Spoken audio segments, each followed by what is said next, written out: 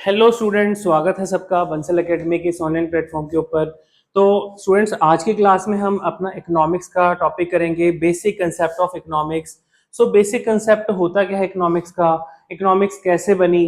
तो हमारे सराउंडिंग जो भी चीजें हैं वो सारी किससे जुड़ी हैं, इकोनॉमिक्स से जुड़ी हुई हैं। ठीक है, तो पॉइंट शुरू करते हैं। बेसिक कंसेप्ट ऑफ इकोनॉमिक्स तो होता क्या है बेसिकली ये। सो इकोनॉमिक्स है क्या स्टूडेंट्स, अगर हम बात करें, economics is a social phenomena. ठीक है, सोशल साइंस हम कह सकते हैं दैट कंसर्न विद प्रोडक्शन। किससे जुड़ी हुई है, किसी भी चीज की प्रोडक्शन से, कंजप्शन से, या फिर सिंपल सी बात है हम ये कह सकते हैं कि इकोनॉमिक्स होता क्या है, जो कुछ आया गया, बैलेंस ऑफ पेमेंट क्या है, इकोनॉमिक्स है। इंपोर्ट एक्सपोर्ट क्या है, अगर हम कहते हैं कि किसी अपनी कंट्री का इंपोर्ट एक्सपोर्ट, ठीक है, बेसिक कंसेप्ट ही है। जीडीपी बेसिक कंसेप्ट है। हमारे डेली के जो हाउस होल्ड के जो खर्चे हैं, बेसिक कंसेप्ट ऑफ इकोनॉमिक्स है। सो किस चीज से जुड़ी है जी, जो इकोनॉमिक्स हमारी जो सोशल फिनोमिना है, सोशल साइंस है, जिसका मेन कंसर्न किससे है, एक्स वाई जेड किसी भी चीज के प्रोडक्शन से, चाहे वो गुड्स हैं, सर्विसेज हैं। ठीक है, तो उसे हम कह सकते हैं basic concept of economics. Understand. तो बहुत बार कई सारे लोग कंफ्यूज रहते हैं कि बेसिक कंसेप्ट क्या होता है, इसकी डेफिनेशन क्या है। तो किसी भी चीज को रट्टा मारने की जरूरत नहीं है। ठीक है, तो पॉइंट समझ में आया। हाँ जी, ऐसे स्टूडेंट्स ब्रांचेस ऑफ इकोनॉमिक्स। देखो, जो इकोनॉमिक्स है ना, ये इकोनॉमिक्स जो है आपकी दो शब्दों से बनी है, इको प्लस नॉमी। ठीक है, इको दैट मीन्स जो भी हमारे इर्द गिर्द जो चीजें एग्जिस्ट करती हैं। ठीक है, दैट मीन्स कि जो हमारे सराउंडिंग्स में अपनी लिवलीहुड के लिए, या हम कह सकते हैं अपनी नीड्स के लिए, सराउंडिंग जो भी हमारी जो बेसिक नीड्स हैं, बेसिक नीड्स उनको फुलफिल करने के लिए हम इकोनॉमिक्स का सहारा ले रहे हैं। Nomy that means custom. ठीक है, नॉमी क्या होता है, customs, laws and customs. So economy जो है ये एक इसी तरीके से आपकी ये ग्रीक टर्म जो है फॉर्म हुई है। सो इकोनॉमी जो है एक्चुअल टर्म में फादर ऑफ इकोनॉमिक्स स्टूडेंट्स किसे कहा गया है, एडम स्मिथ को। तो एडम स्मिथ क्या कहता था, father of economics Adam Smith को कहा गया। अच्छा, बहुत सारे बच्चे कंफ्यूज होते हैं कि अर्थशास्त्र किसने लिखी है। एक वो अलग बुक है जो एंशियंट टाइम में जो चाणक्य ने लिखी थी, अर्थशास्त्र। और वैसे फादर ऑफ इकोनॉमिक्स मतलब अर्थशास्त्र का जो फादर, पितामह किसे कहा जाता है, एडम स्मिथ को।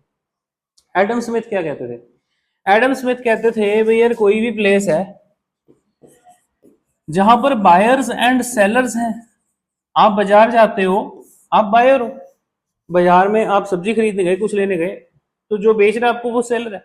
तो मतलब जहां पर बायर एंड सेलर होंगे उसी से ही इकॉनमी बनेगी। जहां पर प्रोडक्शन और कंजप्शन होगी, किसी भी चीज की प्रोडक्शन या कंजप्शन होगी, उसी चीज से ही तो इकोनॉमी बनेगी। इसीलिए फादर ऑफ इकोनॉमिक्स किनको कहा गया, एडम स्मिथ को, याद रखना। ठीक है, पॉइंट समझ में आया मेरा जो बोला मैंने। हाँ जी, नेक्स्ट अगला पॉइंट है स्टूडेंट्स, ब्रांचेस ऑफ इकोनॉमिक्स। अच्छा, आप कहोगे इकोनॉमिक्स की कितनी ब्रांचेस हैं, कितने प्रकार की होती है। ठीक है, एक होती है माइक्रो, माइक्रो इकोनॉमी, एक होती है मैक्रो। नाम से ही सबको पता है, मैक्रो मींस बड़ा, मैक्रो क्या होता है, लार्ज साइज का, लार्ज स्केल पे। Micro means small, on small scale, उसे हम कहते हैं micro economy. Macro economy means on large scale. अब आप कहोगे कि लार्ज स्केल या स्मॉल स्केल होता क्या है, तो स्टूडेंट्स माइक्रो इकोनॉमी मतलब किसी इंडिविजुअल की, जैसे अपनी खुद की, कोई इंडिविजुअल, कोई कंपनी, कोई फर्म, ठीक है, या कोई कंपनी की इनपुट आउटपुट जो भी है कंपनी की, माइक्रो इकोनॉमी, ठीक है। कोई हाउस होल्ड का खर्चा क्या है, माइक्रो इकोनॉमी है।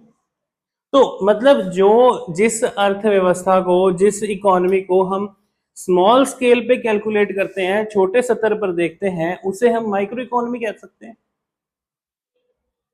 किसी कंपनी की, इंडस्ट्री की इनकम कंट्री से ज्यादा तो नहीं हो सकती। ऐसी क्वेश्चन आ जाएगा, रिलायंस क्या मैक्रो इकोनॉमी है, माइक्रो इकोनॉमी है, ठीक है। रिलायंस, टाटा, एनवीडिया कंपनी का 10% भी नहीं है। रिलायंस की जो टोटल नेटवर्थ है, एनवीडिया कंपनी की 10% भी नहीं है। एनवीडिया कंपनी शायद आप में से किसी को पता हो ना हो, ठीक है, जो यूएस की सबसे बड़ी कंपनी है, जो आपके जितने भी माइक्रो प्रोसेसर्स हैं, ग्राफिक कार्ड्स बनाती है कंपनी, माइक्रो प्रोसेसर बनाती है, मोबाइल फोन, लैपटॉप के चिपसेट बनाती है। तो एक एग्जांपल बता रहा हूं आपको। तो किसी particular X Y Z company की जो इनपुट आउटपुट है, जो आमदनी है, ठीक है, जो आप कह सकते हो उसे, उसको किस में हम कैलकुलेट कर सकते हैं, that is a part of micro economy. किसी इंडिविजुअल, कोई किसी एक पर्सन का खर्चा, किसी हाउस होल्ड, किसी घर का खर्चा, that is a point of micro economy, ठीक है। मैक्रो इकोनॉमी क्या होता है students, what is the meaning of macro economy? Macro means large scale, मतलब नेशनल इनकम। किसी कंपनी की आमदनी नेशनल इनकम से ज्यादा तो नहीं हो सकती, ठीक है, कि सिर्फ एक साइड अडानी को खड़ा कर दो और दूसरे साइड पूरे भारत की जीडीपी, एक तरफ अडानी की संपत्ति, एक तरफ, ऐसा तो पॉसिबल नहीं है ना। वो भी हमारी कंट्री के अंदर ही आ रहा है, ठीक है। तो जो बड़ी बड़ी कंपनियां जो यूएस में है, या और वर्ल्ड वाइड बड़ी कंपनियां, अडानी से भी हो सकता है कि अडानी की जो वो नेटवर्थ हो उसकी कंपनी की, वो किसी कंपनी का, किसी फॉरेन कंट्री कंपनी का 5% हो, 2% हो, 10% हो, ठीक है। So national income, GDP, gross domestic product, ठीक है, एम्प्लॉयमेंट या अनएम्प्लॉयमेंट, या हम एग्जांपल ले सकते हैं पॉवर्टी, ठीक है। सो ये जो फिनोमिनाज हैं, ये सारे के सारे मैक्रो इकोनॉमी का पार्ट है, ये माइक्रो का हिस्सा नहीं है। Micro means small scale, macro means large scale. अगर किसी देश में पॉवर्टी है, गरीबी एग्जिस्ट कर रही है, लार्ज स्केल पे ही करेगी कि स्मॉल स्केल पे करेगी? समझ में आई बात, पता चल गया सबको? तो ये पॉइंट है। हाँ जी, सो आई होप यहां तक सबको पता चल गया होगा। Next,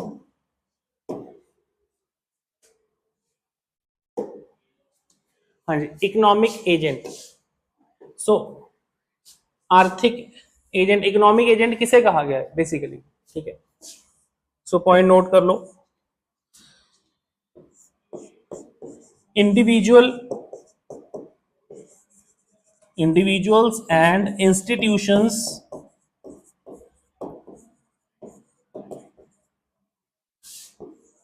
that takes place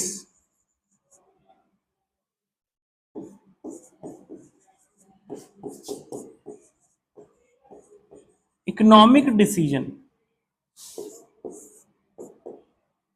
economic decision, ठीक है, जिसका काम क्या रहता है जी, इकोनॉमिक डिसीजन लेना। आपको कि इकोनॉमिक डिसीजन कौन लेता है? ऊपर को नहीं हो रहा है, हाँ जी। सो जैसे कि भाई, कौन है इकोनॉमिक एजेंट हमारे देश में? क्या आरबीआई नहीं है? तो रिजर्व बैंक ऑफ इंडिया के द्वारा जो इकोनॉमिक पॉलिसियां बनाई जाती हैं, जो मॉनेटरी पॉलिसी बनाई जाती हैं, जो बैंक रेट डिसाइड किए जाते हैं, इकोनॉमिक एजेंट हो गया, ठीक है। आरबीआई हो गया, इंटरनेशनल लेवल पे वर्ल्ड बैंक हो गया, आईएमएफ हो गया, ठीक है। कोई इंस्टीट्यूशन, बड़े अदारे हो गए, ठीक है, एडीबी हो गया, मतलब किसी और कंट्री का सेंट्रल बैंक लगा लो या एशियन डेवलपमेंट बैंक लगा लो।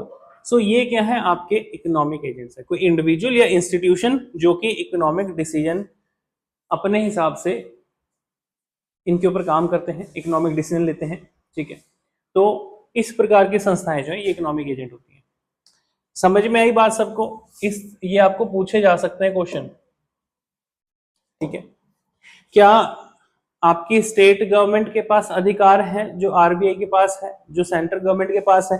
क्या हमारी स्टेट जो है वो यूनियन गवर्नमेंट की तरह डिसीजन ले सकती है? तो इस प्रकार की कई सारी पावर जो है यूनियन के पास है। अब आया था role of state in economy, ठीक है जी। So students, role of state क्या है, यहां पर बेसिकली पॉइंट आ जाता है कि minimal state intervention, minimal state intervention in an economy. मतलब स्टेट मीन्स यहां पर गवर्नमेंट, स्टेट का रेफरेंस किससे स्टूडेंट्स? गवर्नमेंट से है। तो आपकी जो गवर्नमेंट है, जो हमारी सरकार है, वो क्या करती है? वो गुड गवर्नेंस करती है ना, यस और no? Good governance day celebrate किया जाता है, गुड गवर्नेंस डे आता है 25 दिसंबर को, ठीक है। पेपर में पूछा जाता है ऐसे क्वेश्चन। तो हमारी जो सरकार है, जब हमारे देश की इकोनॉमी क्लोज्ड इकोनॉमी थी, जब हमारे देश की अर्थव्यवस्था एक क्राइसिस फेज पे आ चुकी थी, जिस समय पे हमने एलपीजी रिफॉर्म किया था, ठीक है, तो उसके बाद हमारी गवर्नमेंट ने मिनिमल स्टेट इंटरवेंशन, हमारी सरकार ने इकोनॉमी में दखलंदाजी घटा दी थी, ठीक है। एलपीजी रिफॉर्म को डिटेल में पढ़ेंगे आगे हम, liberalisation, privatisation, globalisation. So role of state in economy, इस तरीके से क्वेश्चन आपको पूछा जा सकता है पेपर में, ठीक है। Minimal state intervention in an economy, उसे हम क्या कह सकते हैं कि भाई इस प्रकार की इकोनॉमी को क्या कहा जाता है? लिबरल इकोनॉमी, ठीक है। तो भारत की इकोनॉमी कैसी है, ठीक है, यहां पर नीचे लिख देता हूं, लिबरल्स इकोनॉमी, यस और नो? लिबरल, न्यू लिबरल पढ़ेंगे कंसेप्ट को। तो लिबरल इकोनॉमी क्या होती है? जहां पर स्टेट का रोल बहुत कम हो। स्टेट मींस गवर्नमेंट, यहां पर स्टेट किसको रेफर कर रहा है? गवर्नमेंट को रेफर कर रहा है। पॉइंट समझ में आया सबको? Is that clear? देखो चेक करो, चेक करो स्टूडेंट्स, हो गया? हाँ सही दिख रहा है।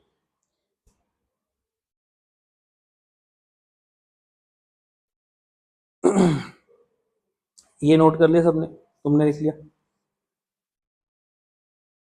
हाँ जी, हो गया सबका? सो मिनिमल स्टेट का जहां पर इंटरवेंशन हो, उसे हम कह सकते हैं कि भाई किस प्रकार की है? Liberal economy.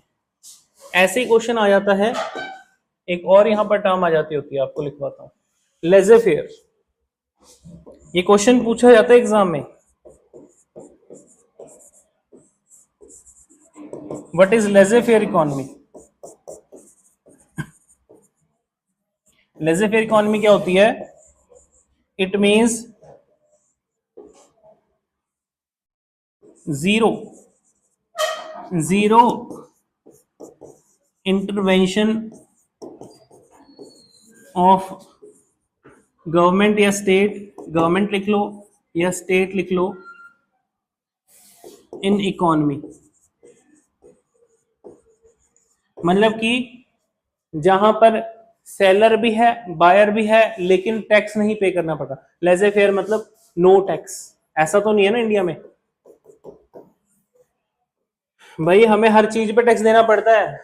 छोटी से छोटी चीज पर हर इंसान को टैक्स पे करना ही पड़ता है। ऐसा नहीं है कि कोई पर्सन इनकम टैक्स नहीं पे कर रहा तो वो बच जाएगा। तो हमारे देश में हर चीज पर टैक्स है, हर चीज पर टैक्स है। जीएसटी है ना? पढ़ते हो आप, डिटेल में पढ़ेंगे बाद में इसको, जीएसटी क्या होता है।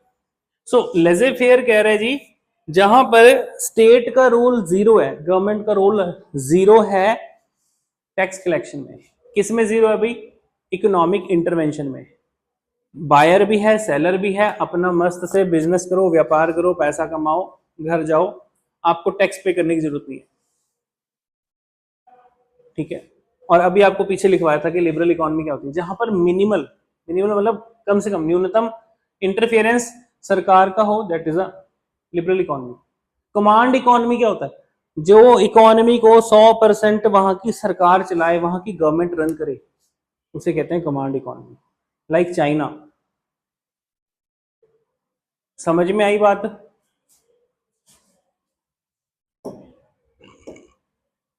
ऐसे ही रोल ऑफ स्टेट में पॉइंट आता है जी, कमांड इकोनॉमी।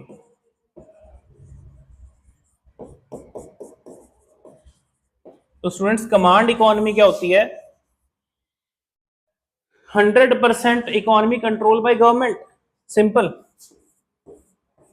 100% इकोनॉमी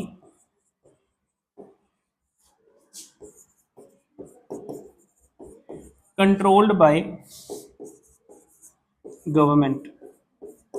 जो सरकार 100% अपने देश की इकोनॉमी को कंट्रोल करे, रेगुलेट करे। तो कमांड इकोनॉमी की सबसे बड़ी एग्जांपल है भाई चाइना।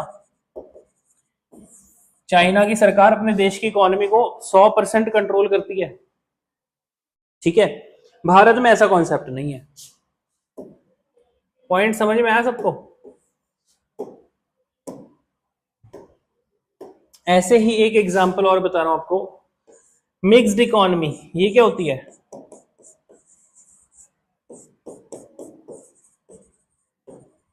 तो ये क्वेश्चन भी पेपर में पूछा गया है।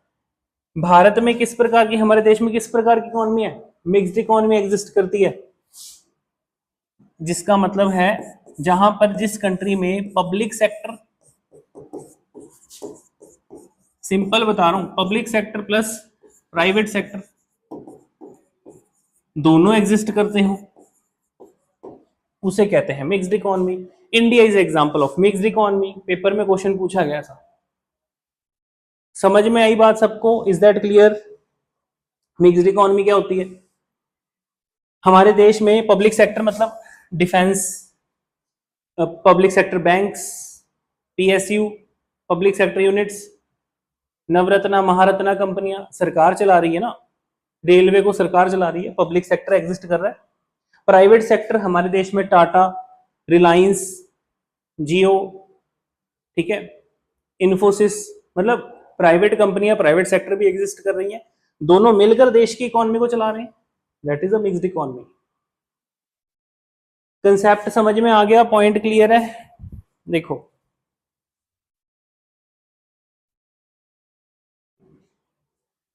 लिख लिया सबने? ठीक है। Public sector plus private sector दोनों एग्जिस्ट कर रहे हैं। ठीक है। एक और आपको बताता हूं यहां पर।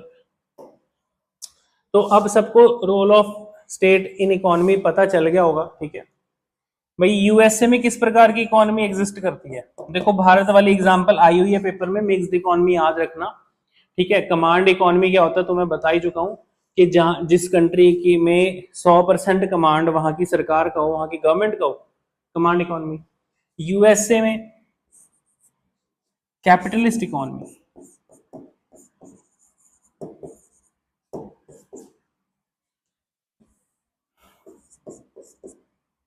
कैपिटलिस्ट इकोनॉमी क्या होती है स्टूडेंट्स? जिस प्रकार की अर्थव्यवस्था को प्राइवेट हैंड के द्वारा चलाया जाए, मतलब कि economy run by private hands.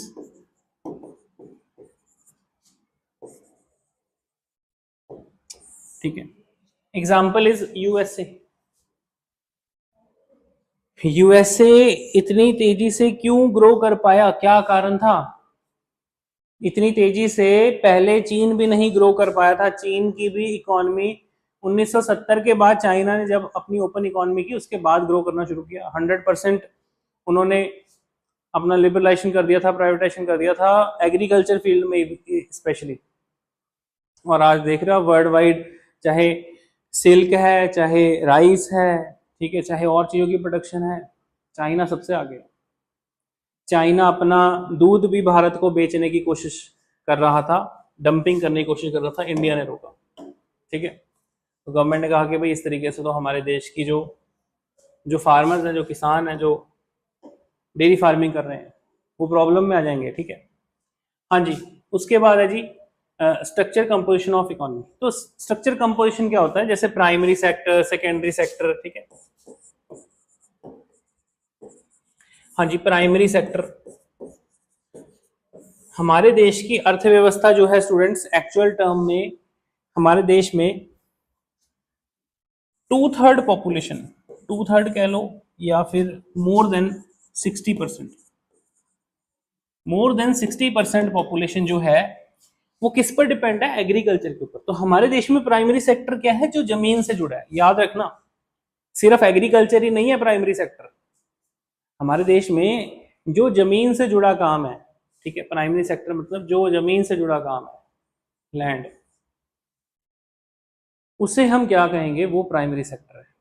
Agriculture, dairy farming, ठीक है, आपका माइनिंग, फिशरी सेक्टर, मछली पालन का बिजनेस, पोल्ट्री फार्मिंग, ठीक है जी, हॉर्टिकल्चर, सारा कुछ प्राइमरी सेक्टर है। सो एक टाइम था जी एग्रीकल्चर में 1950s के बाद हमारे देश की लगभग 92% पॉपुलेशन एग्रीकल्चर कर रही थी, मतलब एग्रीकल्चर से डायरेक्टली जुड़ी थी, एग्रीकल्चर सेक्टर से। और आज भी हमारे देश की एट प्रेजेंट अगर बात कर लें, 2/3 पॉपुलेशन किससे जुड़ी है जी, डायरेक्टली इनडायरेक्टली एग्रीकल्चर से। इसलिए हमारे देश की इकोनॉमी कौन सी है, एग्रेरियन इकोनॉमी। तो स्टूडेंट्स, हमारी कंट्री की जो इकोनॉमी है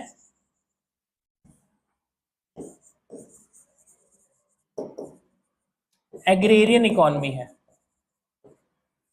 एग्रेरियन इकोनॉमी मतलब एग्रीकल्चर से जुड़ी हुई। पेपर में ऐसे क्वेश्चन पूछा जा सकता है आपको, ठीक है, कि प्राइमरी सेक्टर क्या है, एग्रीकल्चर है क्या, सिर्फ एग्रीकल्चर है। ऑप्शन में दे देंगे mining, forestry, agriculture, dairy farming, all of these. तो भाई यहां पर आंसर ऑल ऑफ दीज बनेगा ना। जो भी अभी आपको रट्टा मारने की जरूरत ही नहीं है, अभी आपको बताया कि जो चीज लैंड से जुड़ी है प्राइमरी सेक्टर। समझ में आई बात, पता चल गया सबको। सेकेंडरी सेक्टर, तो स्टूडेंट सेकेंडरी सेक्टर क्या होता है, manufacturing industry,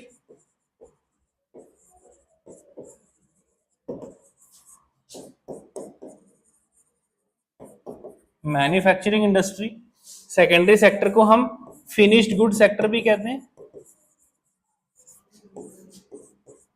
finished good sector. मतलब कि अगर हमने कॉटन की खेती की, कॉटन ग्रो किया, कॉटन उगाया, तो कॉटन से फैक्ट्री में, टेक्सटाइल इंडस्ट्री में कॉटन का कपड़ा बना, शर्ट बनी, टी शर्ट बनी, तो वो कौन सा पॉइंट आ गया, सेकेंडरी सेक्टर। कॉटन को कॉटन की शर्ट को आपने जो है बाजार में जाके खरीदा, किसी शोरूम में जाके खरीदा, तो शोरूम वाला आपको क्या दे रहा, सर्विस दे रहा, सर्विस सेक्टर। ठीक है, सो एक पॉइंट यहां पर नोट कर लो जी, मैन्युफैक्चरिंग इंडस्ट्री को सेकेंडरी सेक्टर जो है ये आपका, इसको एक और बहुत इंपॉर्टेंट नाम, लार्जेस्ट एम्प्लॉयमेंट जनरेटिंग सेक्टर के नाम से भी जाना जाता है। ठीक है, ये आपका क्या है, जो सेकेंडरी सेक्टर है हमारा, ये लार्जेस्ट एम्प्लॉयमेंट जनरेटिंग सेक्टर,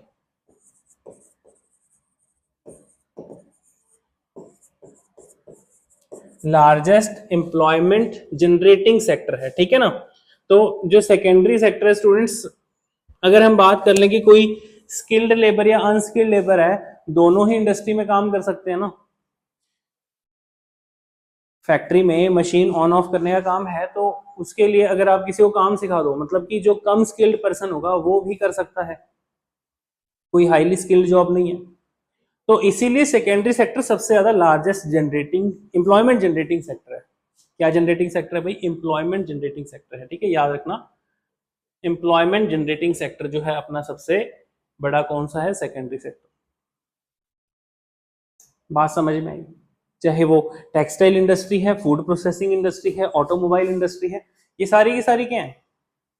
लोहे से, जमीन से लोहा निकाल रहे हैं, माइनिंग हो गया, उससे लोहे से गाड़ी बना रहे हैं, आपका क्या हो गया? Secondary sector. समझ में आई बात? हाँ जी। नेक्स्ट है आपका student tertiary sector. Tertiary sector क्या है जी? आपका थर्ड, तीसरा सेक्टर है जो सर्विस सेक्टर है। सर्विस सेक्टर, टर्शियरी सेक्टर जो है आईटी, हॉस्पिटैलिटी, आईटी सेक्टर हो गया, ठीक है, हॉस्पिटैलिटी, मेहमान नवाजी,